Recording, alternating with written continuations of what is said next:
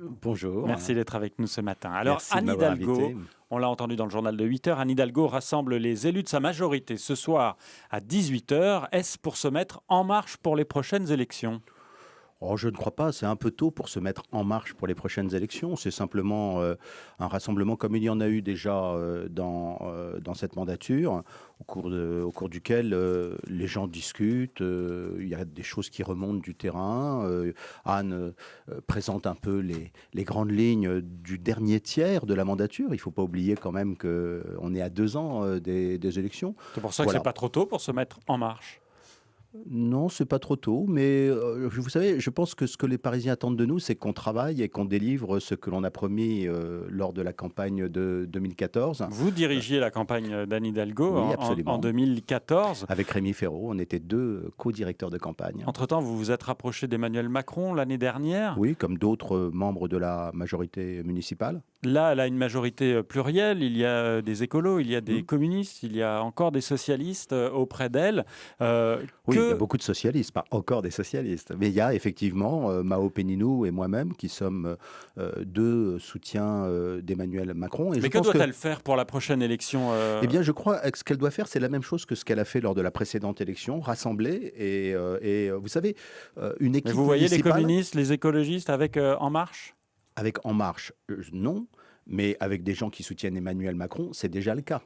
Puisque moi, je suis membre de l'exécutif municipal et je travaille avec Yann Brossat, qui, à ma connaissance, est toujours un élu communiste et un membre du Parti communiste. Vous savez, ce qui se passe à l'échelon municipal Donc ça ne veut dire correspond qu'attendez, pas que nécessairement. vous pourriez être avec Anne Hidalgo pour la prochaine campagne et la prochaine élection municipale, et vous pourriez faire campagne contre quelqu'un investi par le parti d'Emmanuel Macron? Écoutez, je vais vous dire quelque chose.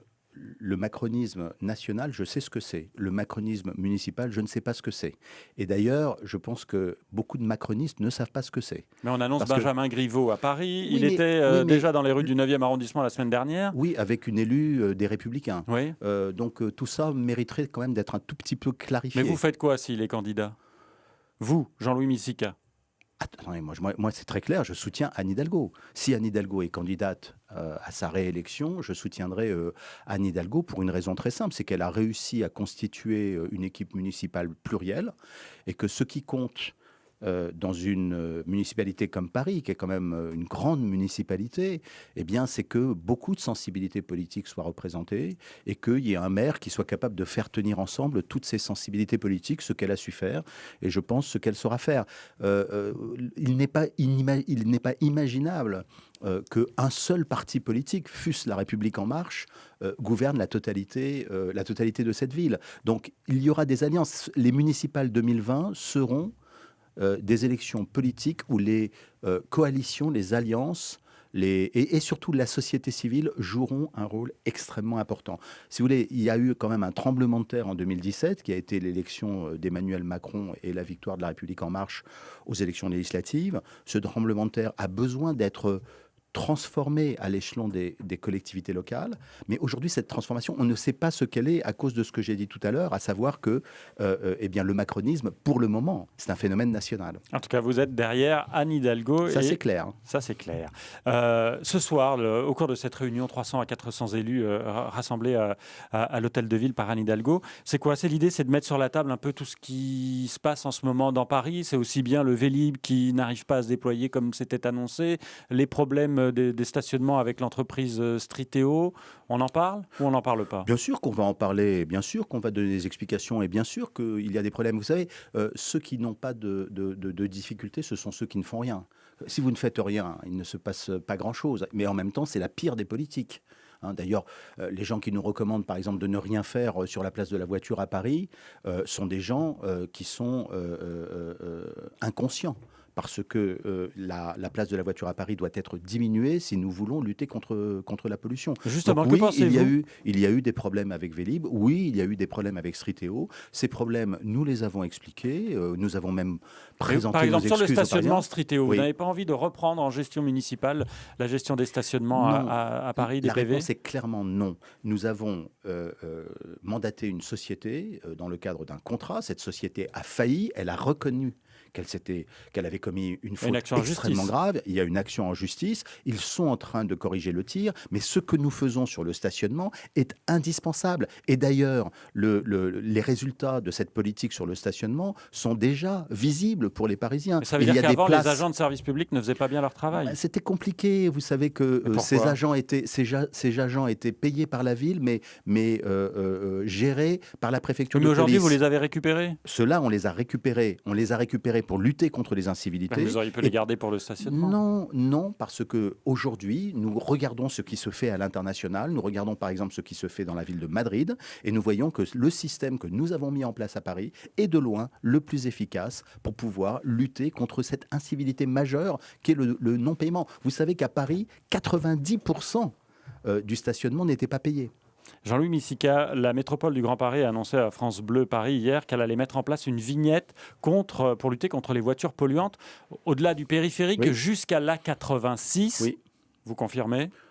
Je confirme. En tout cas, je vais participer, je pense, à un vote lors de la réunion de la Ce prochaine... sera la même vignette critère? Oui, je pense que ce sera la même vignette critère, et je pense que c'est une excellente nouvelle parce que la pollution ne s'arrête pas à la limite du périphérique. Vous savez, quand vous regardez une carte de la pollution en Île-de-France, vous vous rendez compte que la zone dense est tout en rouge et puis toute la zone autour est tout en vert. Donc vous avez un sujet de pollution au niveau de la métropole, et ce sujet, bien évidemment, doit être traité par la métropole. Jean-Louis Missica, il n'y a pas un paradoxe à faire la chasse à la voiture et en même temps, pour reprendre une formule, La République en marche, aujourd'hui c'est la voiture qui est la seule alternative à la grève de la SNCF?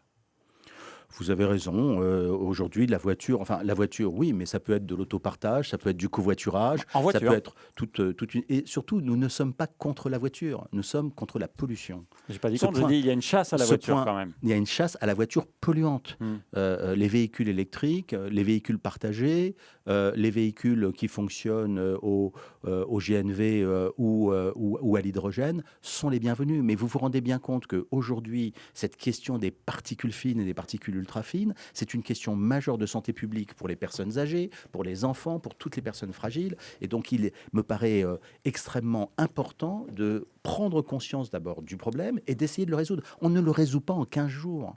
C'est un problème qui réclame une politique de longue haleine. Elle a été commencée par Bertrand Delanoë. Il y en a même qui disent qu'elle a été commencée par Jacques Chirac. Exactement. Donc, si vous voulez, ce processus est un processus long, mais nous y arriverons et c'est absolument indispensable d'y arriver. Jean-Louis Missica a été l'invité de France Bleu Paris à retrouver sur francebleu.fr en vidéo.